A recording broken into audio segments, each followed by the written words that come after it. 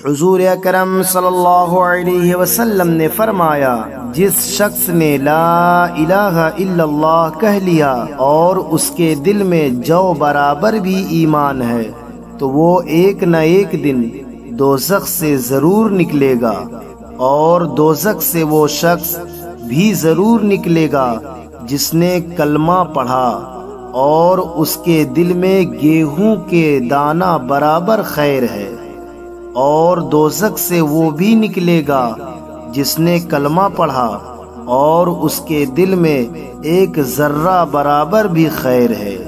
صحیح بخاری حدیث نمبر 44۔ ایک یہودی نے ان سے کہا کہ اے امیر المؤمنین، تمہاری کتاب قرآن میں ایک آیت ہے جسے تم پڑھتے ہو، اگر وہ ہم یہودیوں پر نازل ہوتی تو ہم اس کے نزول کے دن کو یوم عید بنا لیتے۔ آپ نے پوچھا وہ کون سی آیت ہے؟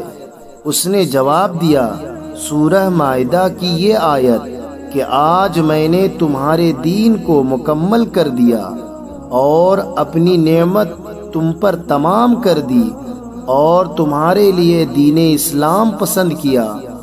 حضرت عمر رضی اللہ تعالی عنہ نے فرمایا کہ ہم اس دن اور اس مقام کو خوب جانتے ہیں جب یہ آیت رسول اللہ صلی اللہ علیہ وسلم پر نازل ہوئی۔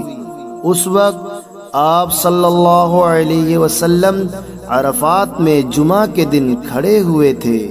صحیح بخاری حدیث نمبر 45۔